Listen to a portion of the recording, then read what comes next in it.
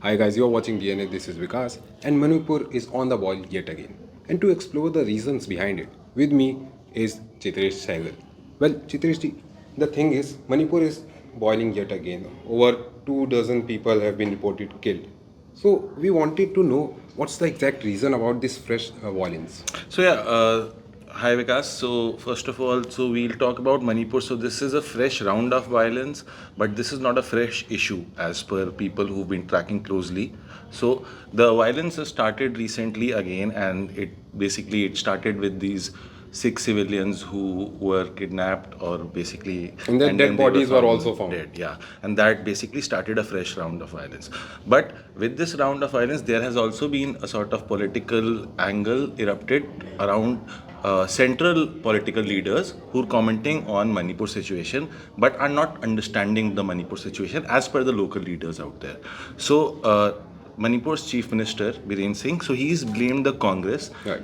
The blame basically stems from a tweet from Mr. P. Chidambaram, who was the Home Minister in UPA, and a tweet wherein he basically came out and said that there is a solution where the three tribes, the main three tribes in the center of it, the Meitei, Kuki, and Nagas, so they can stay together, and he said with regional autonomy. So the tweet was deleted rather quickly after, in fact, the Manipur Congress actually asked him to delete, the Manipur Congress chief, because saying that it's too sensitive and you guys don't understand. And then Biren Singh came out and blamed Congress and There is put a out political tussle yeah, that is so being he going on. directly blamed Congress and directly blamed Chidambaram for what's happening in Manipur. So, why he is blaming Chidambaram? He's pointing out to an agreement that was signed under the Congress government in 2008, which is called the Suspension of Operations Agreement. Okay. So, SOO, that is what it is known as on the ground.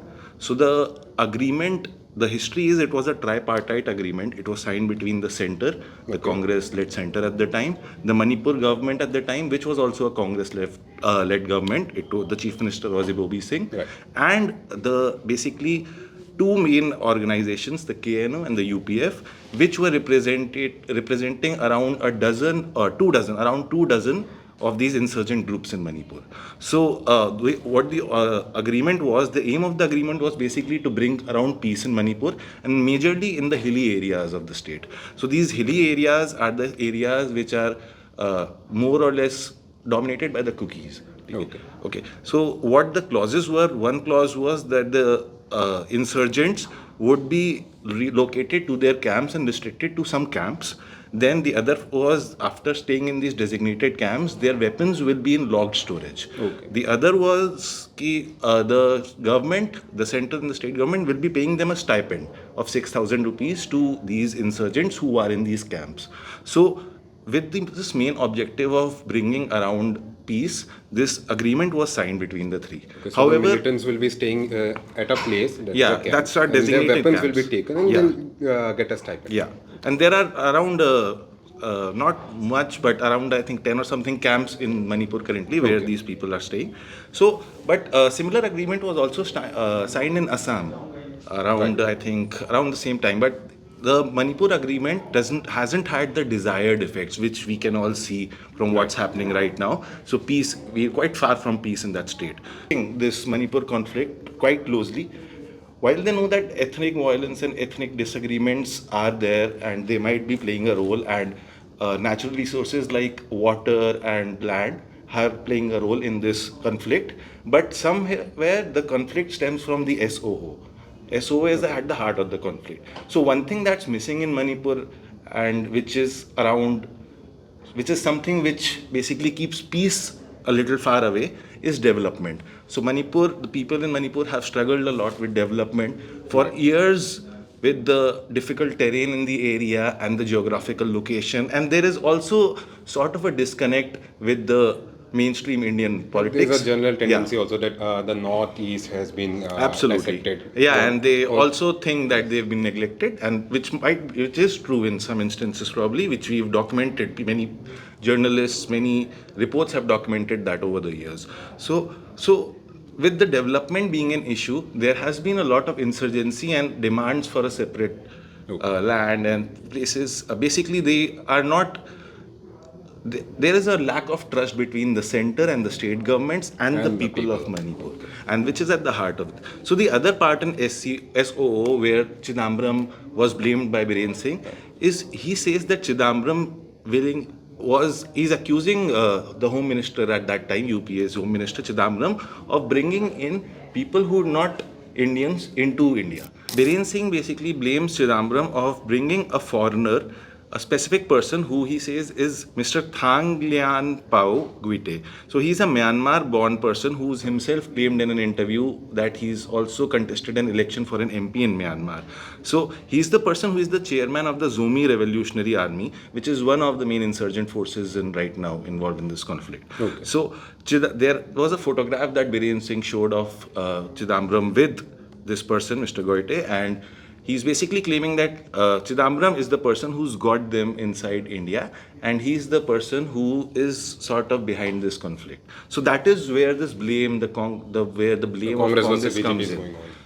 But on a larger aspect, there is something around this SOO which is at the heart and which has more or less, it can be arguably said that it has failed to achieve the purpose that it set out for, the SEO. And so there is a very interesting thing around the SEO also. There's a lot of confusion. There's not much clarity if it is still in effect or not, because in February this year, on 29 February, the state government of Manipur passed a resolution where it withdrew from SEO. Okay. But there has been nothing from the Indian government, the central government, on whether it is still in effect or not. So out of the three parties, one has formally withdrawn, but the other two parties might be there. So this is also ambiguity as I see it. And then last year, as we saw, when the Manipur High Court gave an order that Meiteis will now belong in the ST, it also sparked the violence. Exactly. So there's a lot of distrust, I believe. Yeah, there's a lot of distrust, and actually the distrust is at the heart of it because there is a lack of development. In fact, if readers would want to know more about this, there's quite an informative and enlightening book called Mother, Where's My Country? So that's by a journalist, Anusha Bhosle, I think. So that the book details the different aspects of what Manipur and the people of Manipur went through during these times when there has been insurgency, where there has been a lot of military and police presence in the state. There were instances where the police and the locals had also had conflicts, and it also details why the people of Manipur feel wrong, what is the history of the origin of this mistrust between the government and them, and this is something that has continued. And if you will read that book, or if you will read more books about Manipur and the state, you will find out how little is the scale of the economic development compared to some of the states which are in this mainland India and in the central India or probably South India. So there is a lot of I think there's a lot of anger and not just mistrust. It's turned into anger and it's turned into a grudge against the governments, that the governments have not been there. And so that is quite that discontent is something that has kept all these different tribes away, and which is basically still. So this was the issue. But how do you see politically, because the blame game is going on? Yeah. And what about BJP? Will BJP be able to hold fort in Manipur? Because yesterday we saw 11 MLAs came to their meeting called by CM Biren Singh. So one thing the BJP is seeing right now is that Biren Singh, while he's still in power and he has the backing of the centre, so Prime Minister Narendra Modi-led centre has been backing Biren Singh. They haven't had any changes in Manipur, and he's been actually the person who's been dealing from the BJP's end, if you will see, or from the centre's end, with this conflict. With the BJP, there might be murmurs of rift in the BJP. BJP might be seeing a little insecurity because Conrad Sangma's NPP has decided to withdraw support, and there is a little trust that is being lost in fact BJP. There are murmurs, there are no confirmed reports, but there are sources which are saying that several of the BJP leaders in the state have also lost sort of faith in the Biren Singh government. But of course, that is still murmurs and rumors. In such a sensitive situation, we should always take with a pinch of salt. But at the same time, the BJP might be insecure in terms of the conflict coming out again, and it's just becoming an endless cycle of conflict. And with the Congress Congress central leaders going against what the Congress state leaders aren't really coming after the BJP, because it's so sensitive that even a single statement could spark another fresh. So the Congress state leaders are quite cautious about this, and they are not going out all out against the BJP or after the BJP and Biren Singh. But Chidambaram's tweet basically sort of probably it also gave the opportunity to the BJP, to respond to respond and somehow. Yes, because the Congress leader Rahul Gandhi, he is on PM Modi. Recently he tweeted that I urge Modi to visit again. So Congress is continuously building up that pressure for PM Modi to deal with the Manipur issue directly, but that's not happening. Why is that BJP, which is especially PM Modi, who is usually very active when it comes to unrest and all, but talking about Manipur, he has maintained his distance.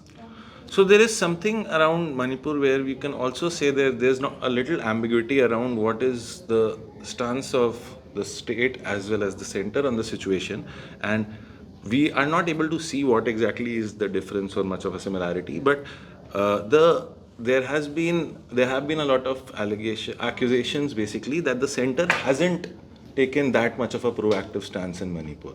And the Congress has been at the forefront of it, of course, but it's also probably something to do with the more complicated state of Manipur, in the sense the different insurgent groups, the different kind of deals, ceasefire agreements that are in place, and the dynamics are a little more complex than a simple going there and putting your foot down and stomping it out. Having said that, we've been seeing a lot of comments and a lot of reactions from inside Manipur and people of Manipur who are actually saying that the center should have done more, and probably, arguably, the center should do more. And yeah, so all of us are basically awaiting the time when finally, for a while at least, we'll be able to plug this violence and return peace somewhat to the people of Manipur who are really struggling, and probably there should be more eyes on Manipur. And yeah, one thing that is missing and could probably help in the long run is dedicated development which actually takes all the different communities into consideration in focus and also collectively. So this was our take on the issue. Well, what do you think about it? Tell us in the comments down below. And for more such content, keep watching DNA.